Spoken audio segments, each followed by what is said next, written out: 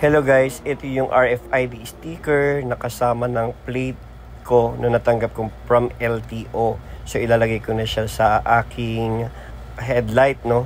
So sundin lang natin yung folding. So pagpapatungin lang siya, and madali naman kasi may guide naman mismo doon sa sticker. And meron instruction yan sa likod kung saan dapat siya ilagay.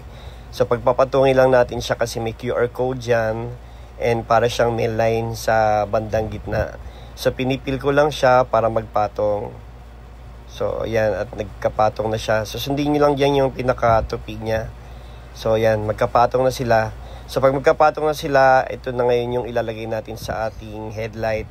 Sa lower, dapat dito sa bandang, kung nakasakay ka sa motor, sa bandang kaliwa ng iyong kamay, doon mo siya, o sa bandang kaliwa ng headlight mo siya ilalagay, kasi madalas ang checkpoint ay nasa kaliwa po sila, kung napapansin ninyo.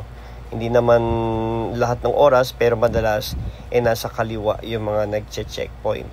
Dahan-dahan ko nilalagay para hindi magkaroon ng hangin, at pupunasan ko pa yan para mawala yung hangin. So ayan na. So nakita nyo yung QR code nakalagay na, at yung sinasabi kong guhit, ayan.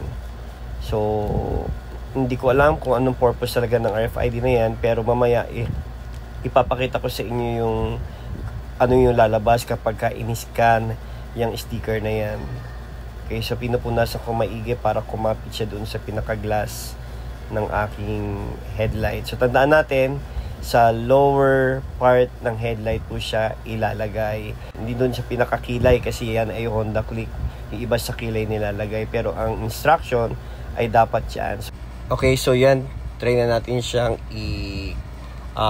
scan kung ano yung lalabas.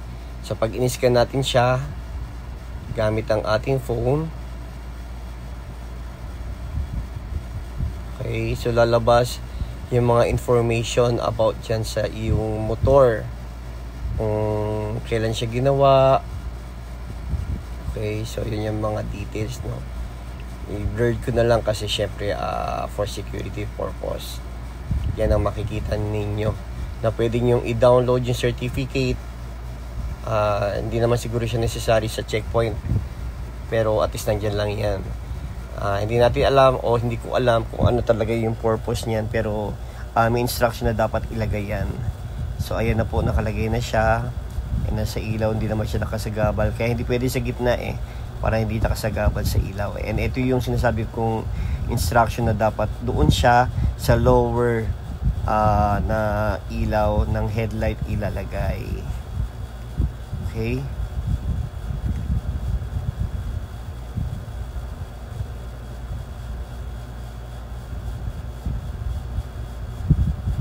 Yan yung aking mot-mot. And binuksan ko lang yung ilaw para makita ko kung ano. So, kita naman siya. And isunod na natin, ilalagay ko na yung aking plate. Yan, so yung aking lumang plate pa yung nakalagay, yung MB file, yung temporary plate. A few moments later. So ayan na, ilagay ko na po yung combination, no, ng aking plate. Ito yung luma kong MB file, nakalagay na yung plate. Combination of 3 numbers and 3 letters. At tandaan po natin na sa ating plaka, yung pong pang third number, o yung pang third, ito po yung nasasabi kung anong buwan tayo dapat mag-renew. At yung second to the last number, o second number, ay kung anong week ang schedule po natin. And ito naman po yung guide para sa kung anong week kayo. Depende po dun sa second number po ng inyong plate, kung anong week kayo dapat magpunta sa kung first week ba, second, third, or fourth week.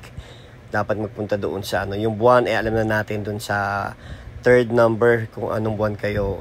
1 is January, 2 is February, and so on. So, i-post nyo na guys for reference. And thank you for watching.